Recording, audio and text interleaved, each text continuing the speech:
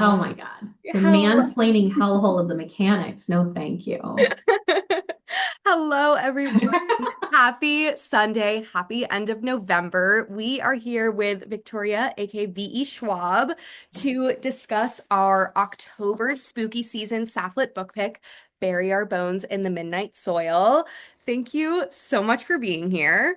You're so welcome. I love the sticker placement, by the way. Oh yeah, I have Perfection. like little tiny Sapph-Lit book Incredible. stickers, and I was like, I might as well, make it an No, love it. Thank you. Also, I was warning Nina, this is my last event of the year. I feel like the fucks that I have had have gone.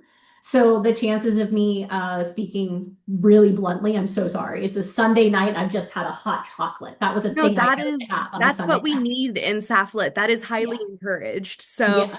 all decorum thrown out the window with this. Don't Incredible. worry at all. Incredible. Somewhere my publicist just went, oh gosh. Don't worry, it's only on the internet forever. Incredible. Alrighty, let's intro you just for the folks Sure. listening. V.E. Schwab was born in California, raised in Tennessee, and currently splits her time between Denver, Colorado, and Edinburgh, Scotland. She got her undergrad degree in book design at Washington University in St. Louis, and her master's in depictions of monstrosity in medieval art. That is the coolest major and area of study I've ever heard of, by the way. And I Yeah. really want to ask you about Frankenstein later, so we're going to Oh go my into God. that. Of course. Of course. But she got that at the University of Edinburgh. Victoria is the author of more than 25 books spanning middle grade, YA, and adult, though she's never been keen on labeling stories for a certain audience. She believes that the best story is the one that finds you when you need it. Her greatest goal as an author is to make you doubt your reality, not by convincing you that magic is real, but by planting a seed of doubt that it's not. Thank you again for being here, and huge congratulations on this Thank you. standalone, like, epic. I'm Thank you. so obsessed with this story. Dig into it, but I'd love to hear how the publishing process was for this Sure. book and like as a standalone compared to your Shades of Magic series. Yeah. How was it for you? It was messy. It was messy, just to dive in. It was complicated. My first kind of like big standalone was The Invisible Life of Addie LaRue, which is a book that I'm extraordinarily proud of. I love when people think it was my first book. It was my 20th, but it was quietly queer, we'll call it. Like it was the kind of gay wherein like if you didn't want or need to notice it, you could kind of like not.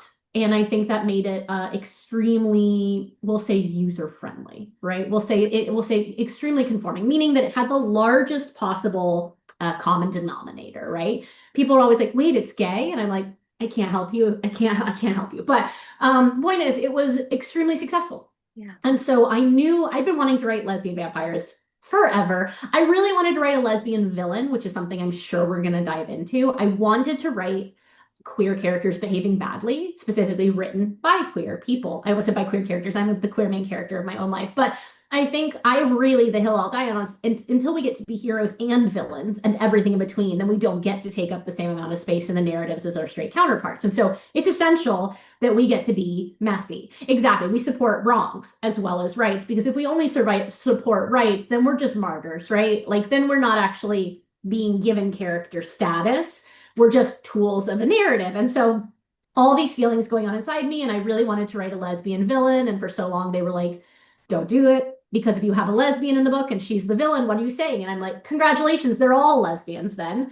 You can have all of them. But I wanted to write vampires, and I started publishing at a time when this little tiny book called Twilight came out, right? And so felt like if you wanted to write vampires, you couldn't. Yeah. And then the only kind of depiction of vampire happening at the time was this really straight, really sanitized pop YA vampire, which Yeah. look, I read them, I liked them, but like I also thought I was straight at the time.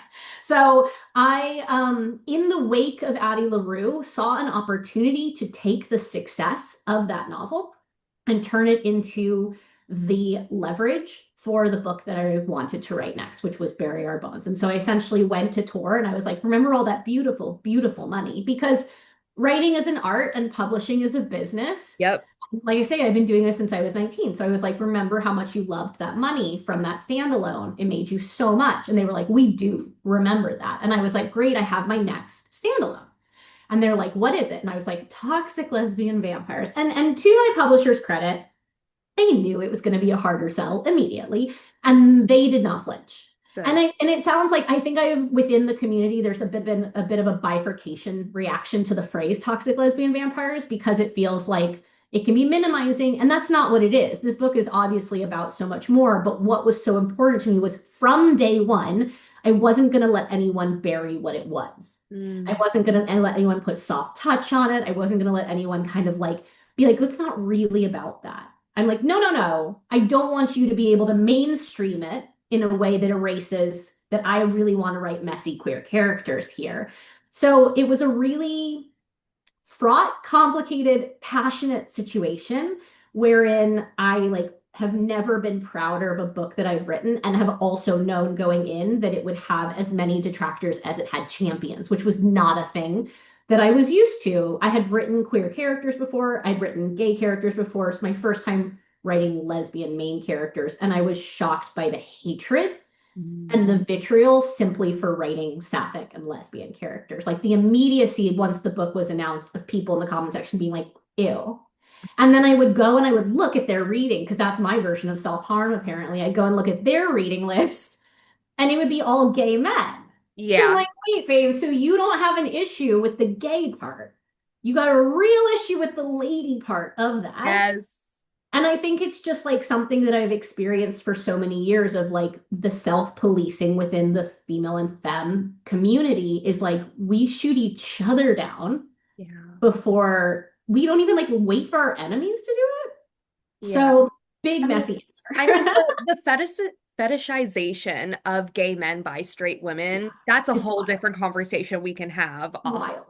But Wild. also all of my queer, like all of my femme and female characters who like, oh, I'm sure you see it in the store. I read a ton of books here and I see it in the community. And all of my femme characters are the ones I get hate mail for because they tend to not behave in classically heteronormative and like gender conforming ways. Yeah. And so I think that I was already kind of riled up about it because I have this character from a fantasy series called Shades of Magic, and I have a character named Delilah Bard. And Delilah Bard was basically a male anti-hero that I gender swapped because I wanted to see what would happen. I took like all of the really fantasy male anti-hero ideals that were being loved and fetishized at the time, and I simply gave her she, her pronouns. And the hatred that poured in for her was, I think, really helpful for me because it was like coming almost exclusively from young women. Yeah. And I was like, oh, this is not actually a me problem. This is a you problem. We're taught, oh, if you see any one of us acting in a way that is unbecoming, punish her, Yeah. you know?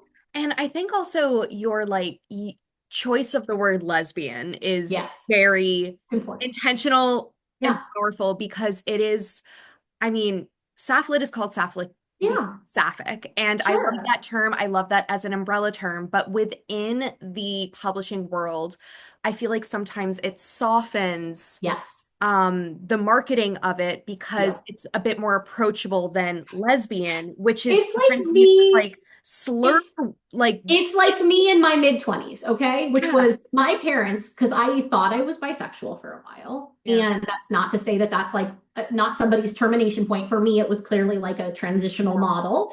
And at the time, when my parents thought I was bi, there was this palpable relief because they were like, you could still choose a man. yeah, And I feel like Sapphic sometimes gets laden with the publishing version of that. Like, don't worry, it's okay. It's just a really fluid situation. And I'm like, but it was really important that these three young women have no attraction to men, that they only are attracted to women, and that that's a very important part. And you're right, like lesbian for some reason gets treated like a weird, bad, word, hyper specific word to yeah, the point where I didn't use it for a really long time for myself. I would use the word gay yeah, because I'm like, well, lesbian, it's kind of like queer. For a long time, it felt like it was laden with something. And I'm like, we could get into, there's a whole also conversation about who's writing Sapphic.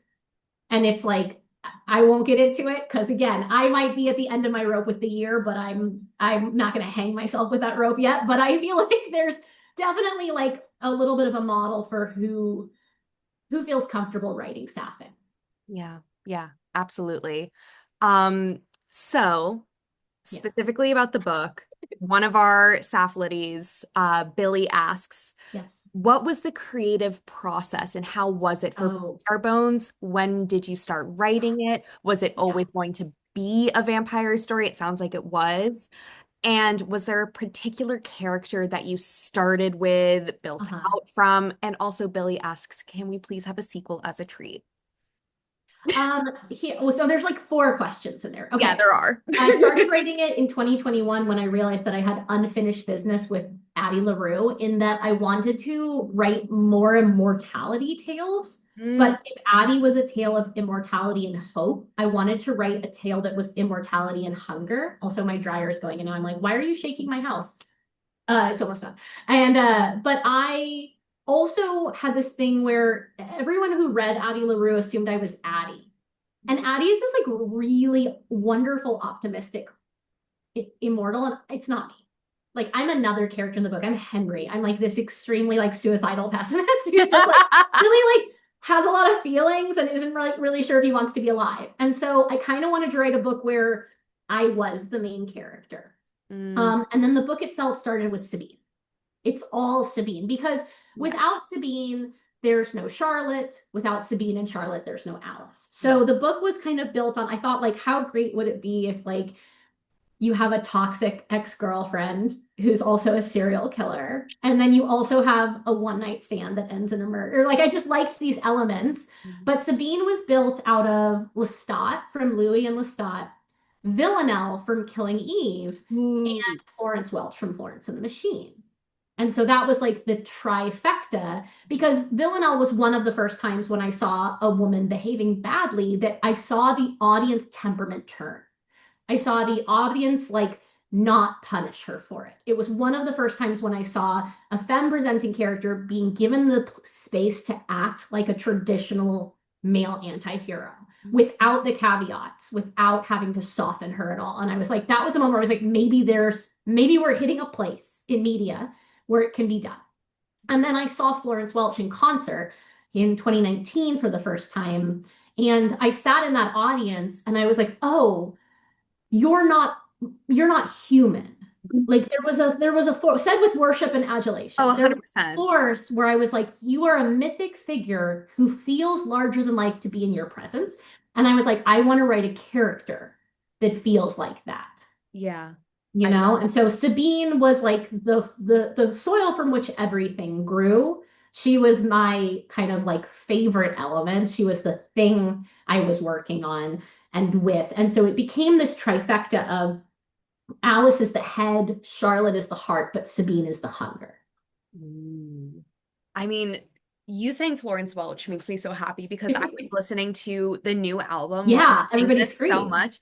It's so like I feel like in conversation in a way. Yeah. It's like a And beautiful synchronicity because, like, obviously, each one of us is in our space, and yet, like, art is not a vacuum. And it's really cool that, like, we're having some of the, like, some engaging conversations with each other yeah. through art and through different versions of trauma and different lenses of pain and grief and desire.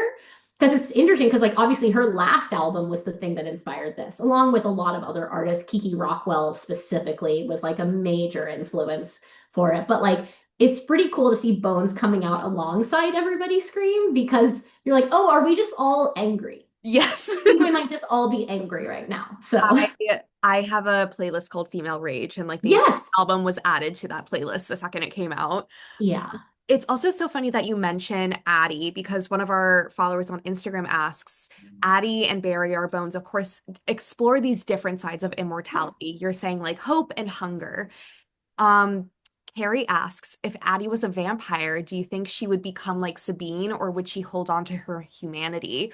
Or Oh, that's is so it, interesting. is it just inevitable that the humanity goes away? Like how Oh, would sorry. I Addie deal with forgot that I had that auto zoom thing on. It freaks me out every time. I'll try not to sit back. Addie is really akin to a character that we haven't explored very much yet called Ezra.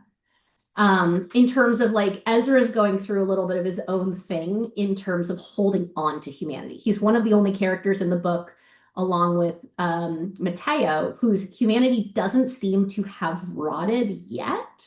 Mhm. And I'm really interested in that because, yeah, it comes for everyone.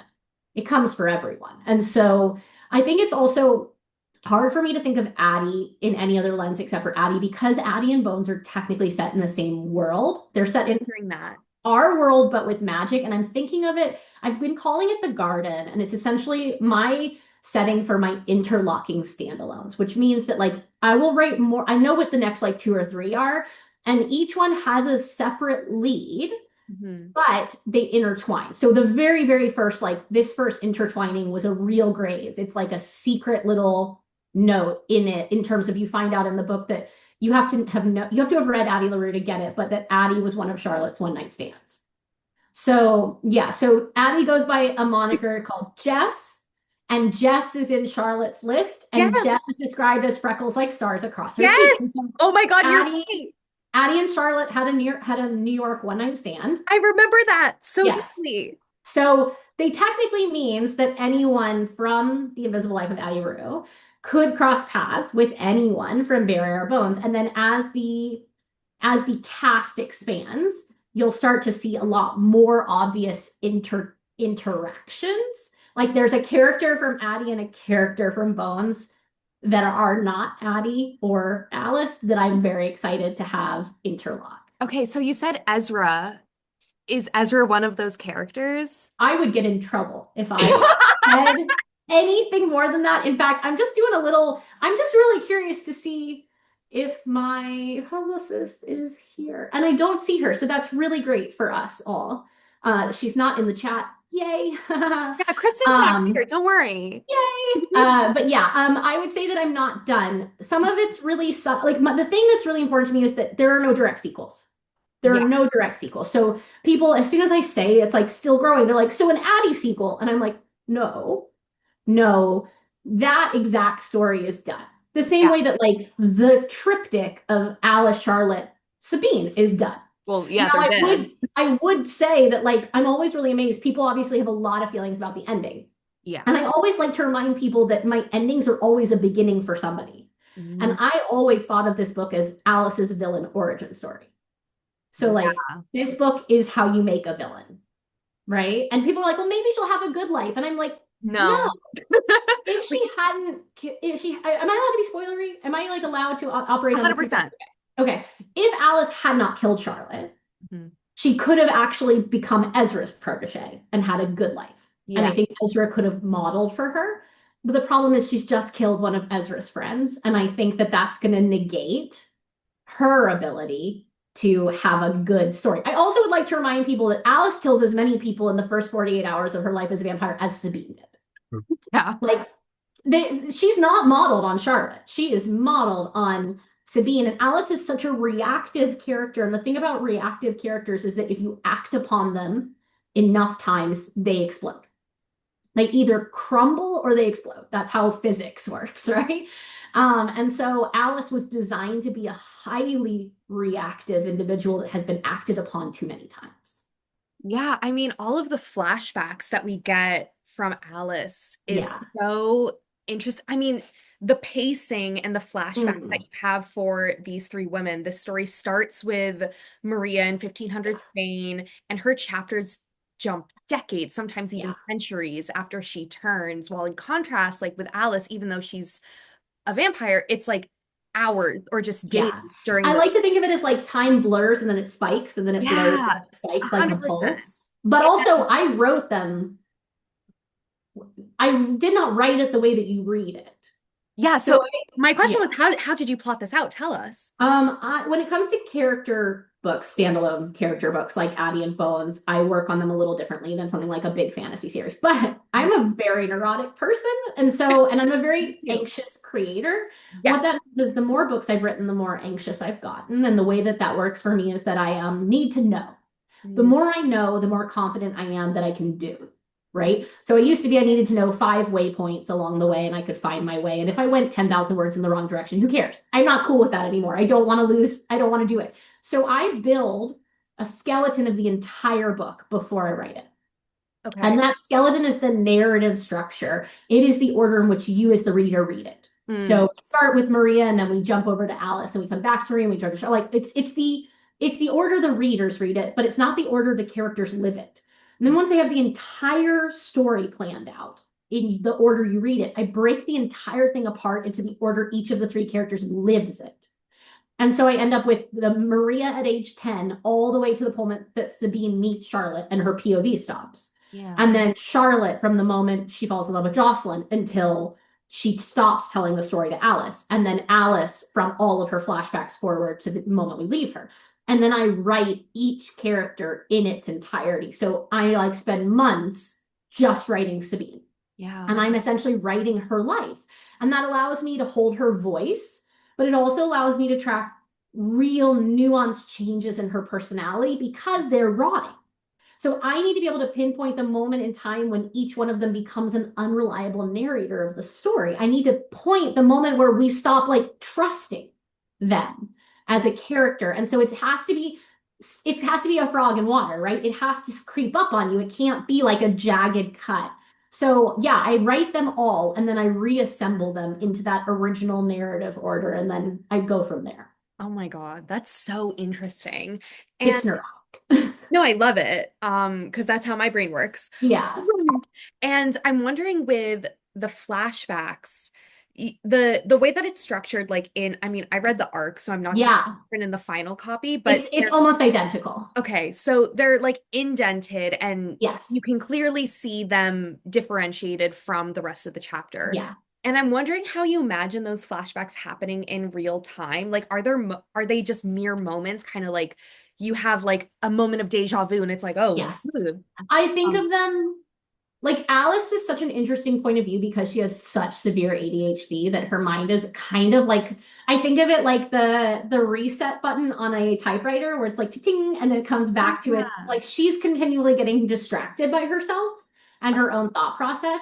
I don't imagine her reliving those memories each and every time. I imagine it more as for her, it's like a flicker. It's just a moment of reaction, but we don't have the life experience of her. We don't know the flashback that she's recalling. So in her mind, it's not that she's reliving every moment. It's that, oh, that thing reminded me of that moment. But we Yeah. don't have the moment already, so we need to get the moment. But I like that it's interruptive of her reality. And Yeah. I think it's a sign that she's not coping with her sister. She hasn't grieved, she hasn't processed. She's kind of keeping her sister alive this way by like, holding on to the songs on the phone and like the kind of almost feeling like she's self-haunted, Yeah. right? She's choosing to kind of reopen these wounds for herself every single time. And I mean, it's kind of just now occurring to me that like she's mourning her spoiler alert, y'all, her Yeah, sister. sorry. Um, she's mourning her sister's death while kind of mourning her life. Yeah, that's why Yeah. she's so angry. It's why she's so fucking angry. And I mean, that's just such an internal battle where she's like, okay, I'm never gonna die. I'm never gonna have, I mean, she will Yeah. one day, but like not in the traditional sense. Mhm. And it's, I mean, Well, her definition it's, of life is ruined because in her yeah, mind, it's survivor's guilt. Like she's living for yes. two people, right? She stepped out of her sister's shadow and then her sister died. And her sister died first, actually. And so she's trying to like hold up two lives. And that's why she's so angry when hers gets stopped. Yeah. And that's the whole thing. It's like she has to learn to see it still as a life. Mhm. It's just the life not as she envisioned it. And I don't think if her sister was alive, I don't think she'd be that angry. But it feels like they've killed Caddy again too, because they've killed the thing that she's like tasked herself with doing, which is living for both of them. Fuck. Yeah, it's heavy. But it's also why she's so fucking mad. Like, it's why she can't get over it because she has like self-assigned this mission to like live because her sister can't. Yeah. And so then to have somebody just come along and like flippantly end her life. And that's why, coming back to the Louis and Lestat of it all, the interview with the vampire, what I was most interested by, besides like domestic violence in the queer community, which I'm like, I love this story faces that because we're so often sanitized to the point where we don't get to, we feel like it doesn't exist. Yeah. We're like, oh shit, like abuse doesn't exist in gay communities. And then you have it happen to you and you're like, well, what the fuck was that then? Yeah. Which happened to me in my 20s, right? It was a wild time. But the thing I wanted to explore with Louis and Lestat specifically was the concept of collateral damage, which is like Alice is just a body Yeah. in Charlotte and Sabine's story. She's a pawn. And it's like, what happens when the pawn becomes the main character, though? Like, we don't even think about the people that Louis and Lestat killed along the way. They didn't think about them. Yeah. Wow. My brain's like on fire. I going back to Alice and kind of how she like on one hand escapes her family Yeah. while like really trying to carve her own life out and, live for her sister. I feel like place and origin are really important themes in this Yes. book, and I'm actually from Boston. Yeah. So I was gagged when I was I'm like, oh, so sorry that I pluralized commons. Do you understand how miserable I am about making that mistake? I was like, fuck. You try to do everything right. I wasn't gonna bring it up, but thank It's you. okay, it's been brought up. No, but I mean, being from Boston, I'm always shocked when books kind of choose to take place there.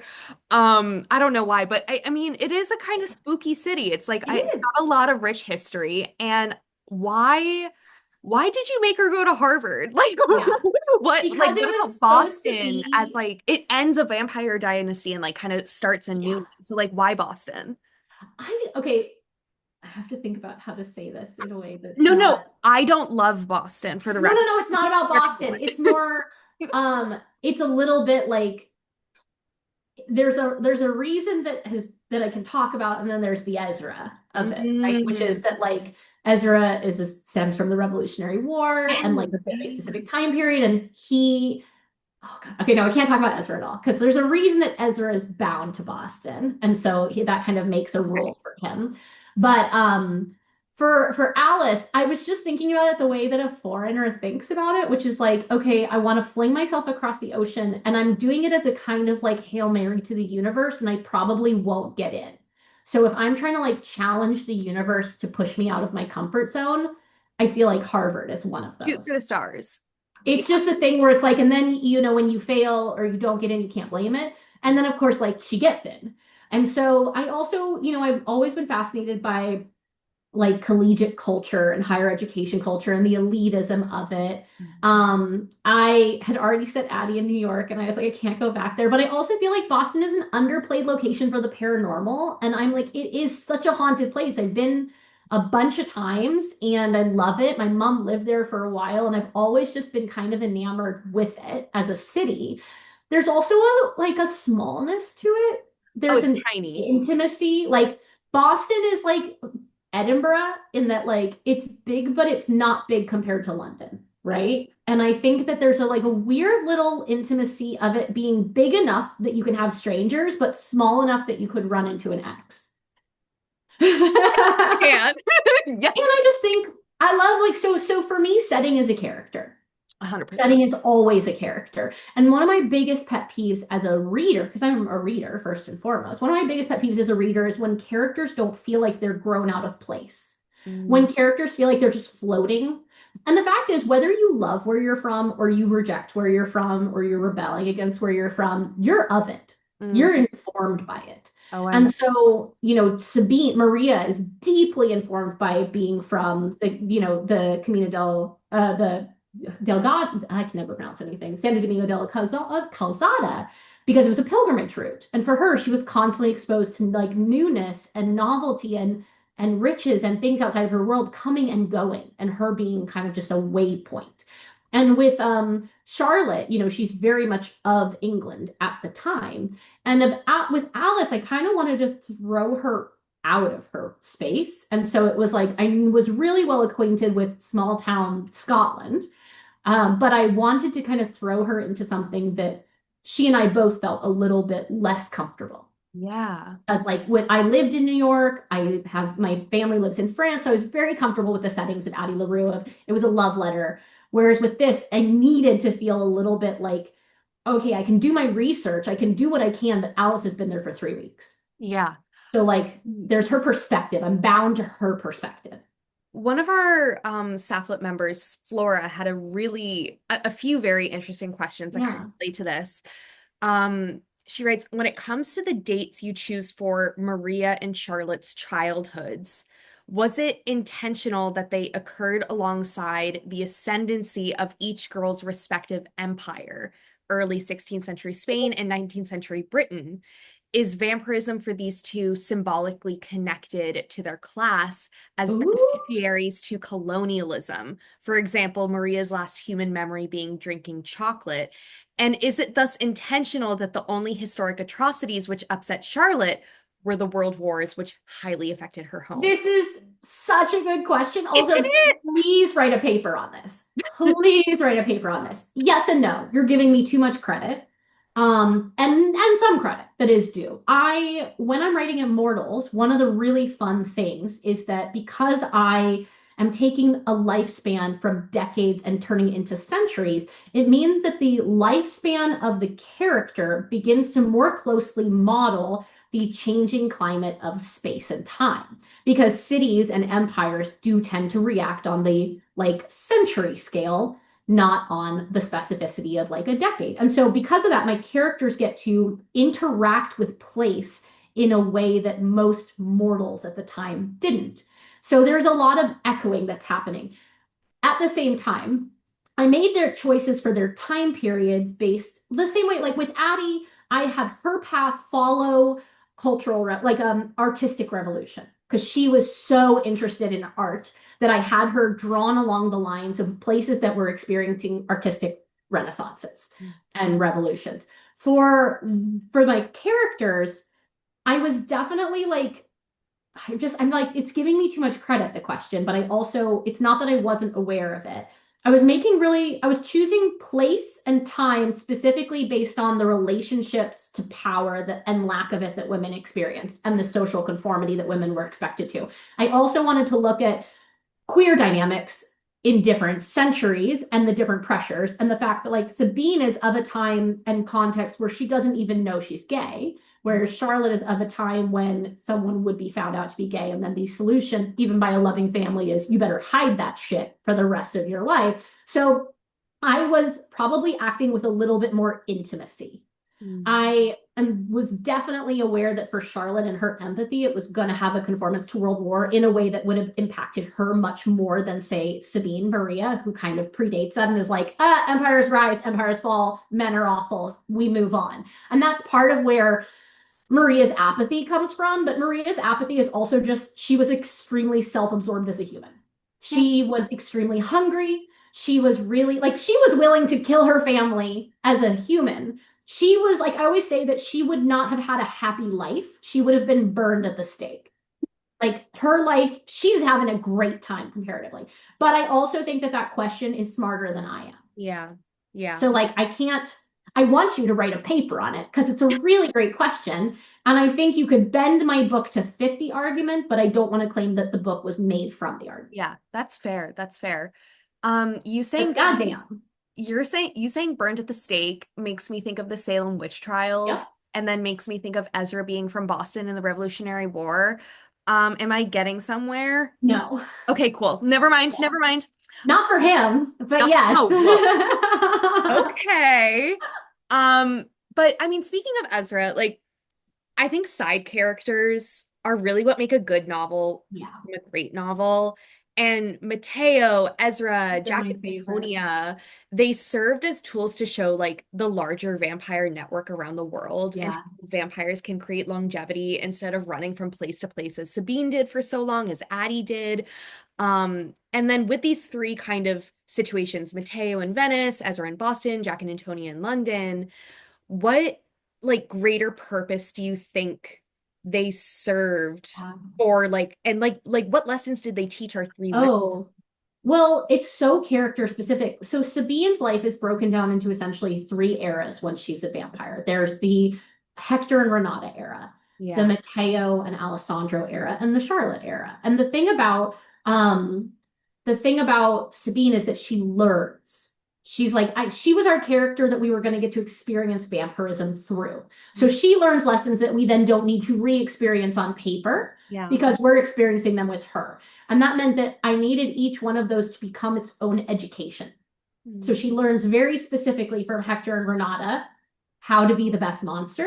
Mm. And then she learns from Matteo and Alessandro. Matteo specifically, she learns how to hunt and draw it out. But from Matteo and Alessandro, she learns something far more important and far more dangerous, which is love. And not experiencing it. She can't. This is the problem with Sabine. She doesn't actually know what love is, but she sees them modeling it so well that she then sets out to hunt down for her own Alessandra.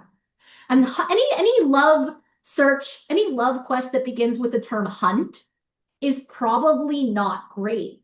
But honestly, like their love story, and whenever people are like, there's no love in this book, I'm like, well, no, there's Alessandro and Matteo. Yeah. Because Alessandro and Matteo are the true love story in this book because they're the only ones that have proper consent. Mm. Because Maria becomes Sabine without full information. Yeah. Charlotte becomes a vampire without full information. Alice is given fuck all in terms of information. Matteo loves Alessandro enough to let him die. And like that is the hardest thing. And it's a thing that Sabine can't understand. So Sabine learns from Matteo the two most dangerous lessons, which is how to hunt and not get caught, and also what happens when you find your love of your life. Yeah. And she is intoxicated by that.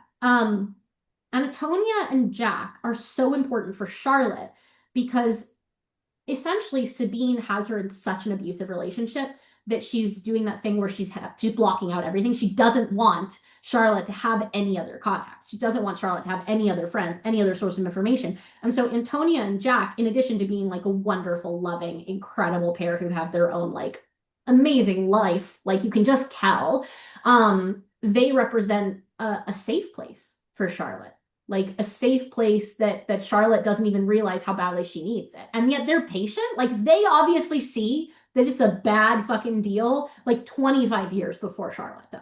Yeah. And that's the thing about being in an abusive relationship is like nobody can get you out of it until you come. But they have the kind of camaraderie wherein when she comes, they know she's going to come for help. Yeah. And they decide that they're going to be there when she does. And they put themselves in danger too, to be there to help her. And then Ezra is such an interesting one because he technically connects to all three of them in a way, but mostly to Charlotte and Alice because he's obviously Charlotte's friend. He's Charlotte's tough love friend though. 100%. Because Charlotte's like, oh my God, she keeps killing my girlfriends. And he's like, maybe stop fucking people that you are then putting in her path. Like, I don't know what you would say, like said with love. Yeah. My friend, my darling. And so Ezra is this voice of reason, but he also represents a potential ally for Alice. Yeah. One that unfortunately not going to happen to Alice, unfortunately. But yeah, but I think the thing about a good side character is that you know exactly what their role is, but you know that if you shifted the lens, they can be the main character of any book. So I always need to know enough about them to know that if I decided to make the book about them, it can be. The problem with characters is that I love them so much and then I have to restrict them in a book because it's not about them. And so like in a book like this, there were so many things I wanted to explore, but at the end of the day, it had to be about these three women. Yeah. Like there's a couple of vampire rules I don't even get to explore because they apply to humans regarding vampires, like whether or not a crucifix imbued with the power of belief can actually repel a vampire. We don't know because we don't have humans really in this book. It's just about the three women. Yeah. So it's hard to limit a character like Ezra because I love him and I'm like, this isn't your story. I mean, I was going to ask about like the kind of vampire theories and powers from popular culture. Because I mean, I was raised on Twilight, The Vampire Diaries, Interview with a Vampire, gayest ever, like total sexual awakening. And one of our Sapph-Litties, Jay, asked, how was it decided which parts of these vampire lores and stereotypes would be utilized versus pushed back against? Sure. Especially because like we see Alice like actively testing them out. She's like, I can see myself in a mirror. Exactly. It's so tricky too because she's the only one of the three women who has pop culture. Yeah, so she's the only one who's in Twilight. So disingenuous. Like the thing I did want to do is it pisses me off as a reader when someone is like written in 2020 something and they're like, what's a vampire? I'm like, bitch, you have internet. Like, what are you doing? How are you going to tell me you don't know what a vampire is? Like, it's so weird. But at the same time, didn't want to like stymie her by making her too like specific. Yeah, the thing is, I'm a rule builder. And so I'm really interested in rules that make sense to the logic of the book. So essentially, I went through and I stress tested all of the classic vampire lore things and asked myself, does it bring me joy? Does it serve this narrative? And if it didn't, then I didn't use it. Like, I don't need my characters to burst into flame in the sun. I've never really gotten that one, but it does make sense to me that they would be weakened by daylight. And then I'm like, okay, that could create a kind of fluish situation. And that's really interesting to me because it can't kill them, but it can make them uncomfortable. So Yeah. now it becomes how much do you care about your own comfort, which is its own theme in the book. Once you realize you don't actually need to feed to survive, it becomes about your desire and not about your necessity. But one thing I really wanted to do was center all of my rules around the heart. So, like the heart as literal seat, you have to destroy the heart. That's a very classic, though sometimes you could stake it, but in for mine, you have to like physically destroy it. Mm. And the heart as metaphorical seat of humanity. So Mm. the heart dies last. The heart is the thing that rots.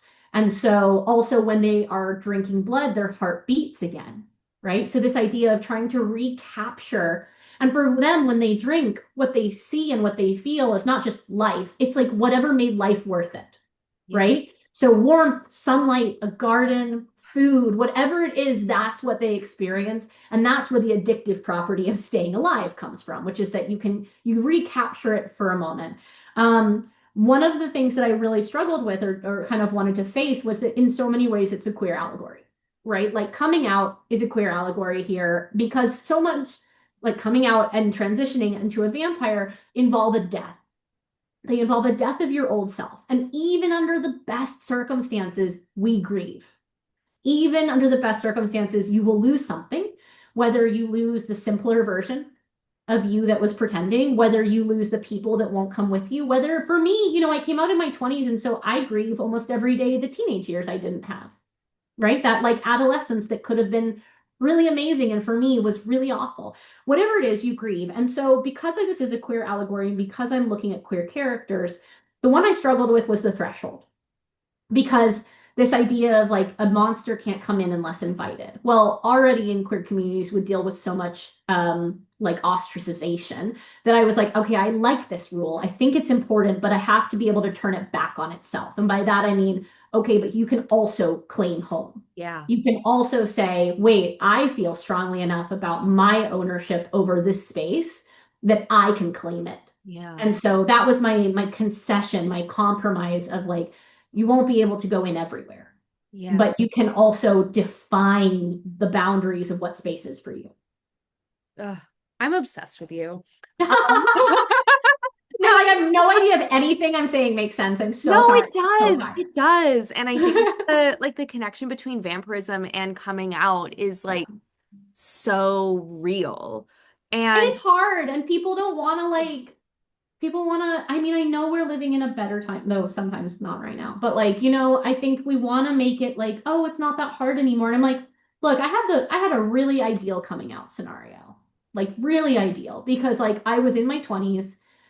My parents were decently supportive. They couldn't kick me out. There was no house to kick me out of. I was self-employed at that point. And I still am like, yeah, I gave stuff up. yeah. Yeah, my mom was devastated. And the reason my mom was devastated when I asked her, she was like, I just wanted you to have the easiest version of your life. And now you can't. Your Yeah. life will be harder, you Yeah. know? And like that's the thing is like at the end of the day, I think Sabine's life is better. I think I think Alice's life could be better, right? Like I think it's empowering. It's a trade. They get to live authentically. They never have to be afraid. Like if they win the trade, I think the Yeah. pros outweigh the cons, but when we pretend there are no cons, it's the same thing as we pretend that there's no stakes, right?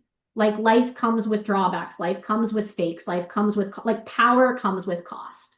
Yeah. Yeah. I love that. Let's go to the rapid fire round. Yeah, And sorry, I've just been a verbose person. I love it. We love a tangent here. Just quick check on timing. Do you have a hard stop at the end of the hour, or is it okay if I'd we say like 5 minutes. I can perfect? go five over. Love it. Rapid fire round. What are you currently reading? Ooh, I knew you were going to ask me that. That's why I picked up my phone at this exact moment.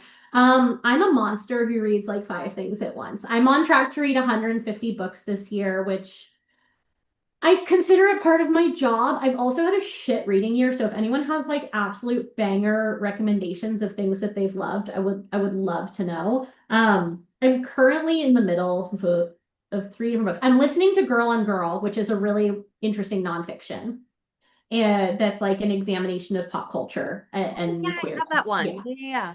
Yeah. And I'm also listening to Upstream by Mary Oliver, which Oh, is a really, I just love everything that Mary Oliver does. And I'm reading Patricia Lockwood's Will There Ever Be Another You? And I love Patricia Lockwood, but I'm like, I might be too dumb for this book. It is a really weird book. she does make you feel that way.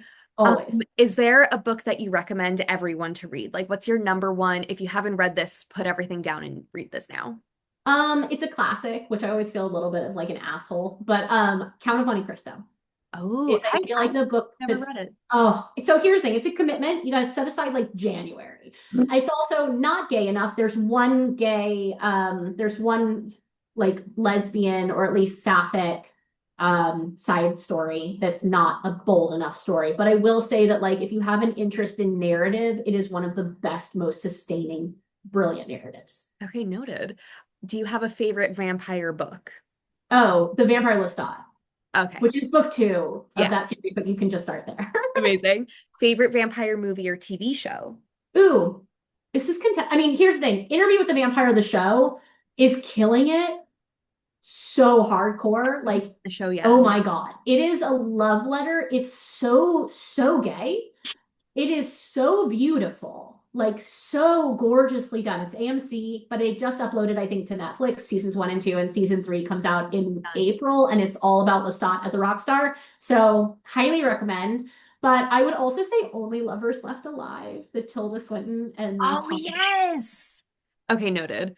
Just vibes. There's no plot there, by the way. Yeah, That's just no, vibes is enough. Especially with Tilda Swinton. yeah. What were your thoughts on Frankenstein? I'm obsessed. Loved The it. the Guillermo del Loved it. Toro. Yeah, yeah, yeah. Here's the It, thing. yeah. Here's the thing. What are your thoughts? I mean, I loved it too. Yeah. A lot of people were not happy, which is why I ask. I know I'm not a purist, is my thing. I believe that adaptation is adaptation. Like the best adaptations are ones that succeed on their own merit, not as an adaptation of the thing that they're working from. The closest we try to come to a book is tends to be the more that we disappoint people. So my favorite adaptations are like, I don't know. This is a good rec for this audience, but if any of you have not read Fingersmith and then watched The Handmaiden, which Ah, is Fingersmith, I but in love a I want to say South Korean Yeah, it's adaptation. Korean. Oh my God, though. Perfect example of you do not need to like do a direct translation to make a perfect adaptation. This is just to say, I didn't even know it was an adaptation of I Finger. know, I know. Elordi, gorgeous, love a Stunning. monster. I don't know. It's the only thing that ever makes me question my sexuality is when I see just like a gorgeous boy monster and I'm like, Yeah, oh. no, monsters Um, transcend yeah, gender and sexuality. yeah. Yeah. I loved it because I just love a visual experience. Yeah, 100%. If you could have dinner with anyone dead or alive, who would it be? Mm, probably Oscar Wilde because I feel like he'd be a really bitchy good friend. I love that. What was your favorite class you took at university? Weirdly, the art and philosophy. Like Ooh. I fucking struggled with philosophy, but when it got put into an art context, it became concrete in a really interesting way that just kind of scratched my brain. I love that. Favorite queer movie or TV show?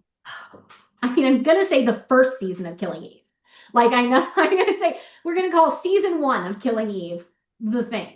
that's the Because thing. it was really formative for me. And then favorite queer person to follow on social media? Oh, Samantha Irby.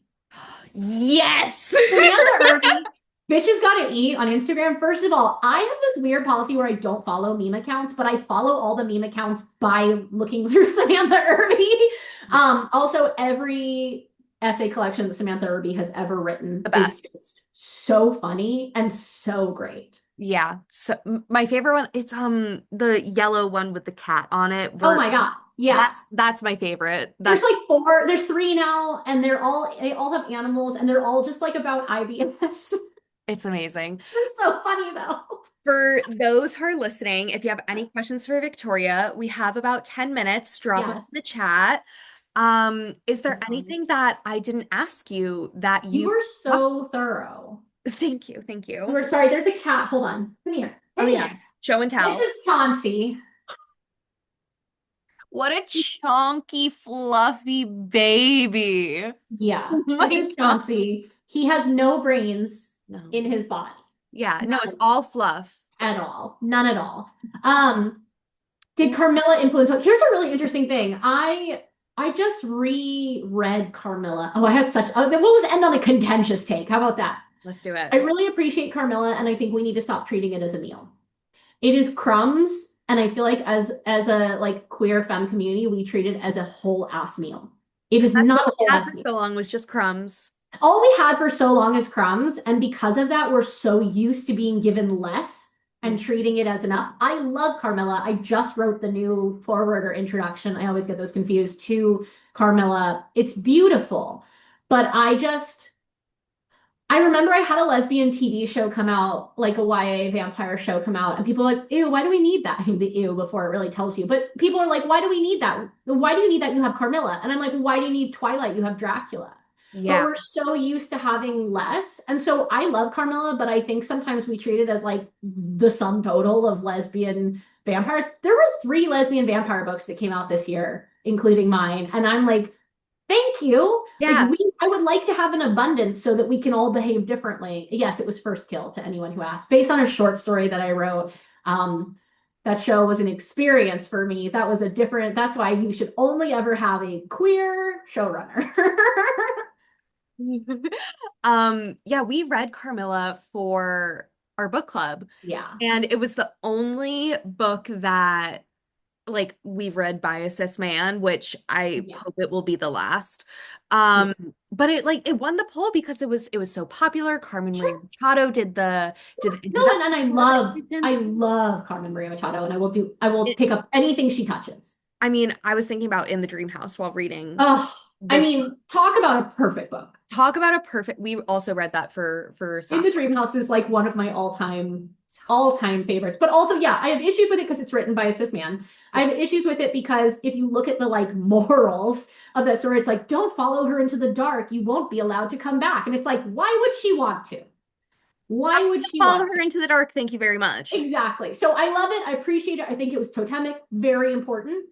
But like we can't call that a whole meal. No, it's not. And I mean, I think because like lesbians and sapphic women have been rendered invisible throughout history, like people Yeah. see, you know, Sappho's poetry and Carmilla and like these really old texts and be like, oh my God, they're Yeah. historically best friends. No, they're lesbians and they're gonna Oh claim my the God, the same best thing. friend syndrome. They No, were just really. really close. Yeah, and I'm like, yes, we love, Yeah. reading into It's a great lesbianism, appetizer.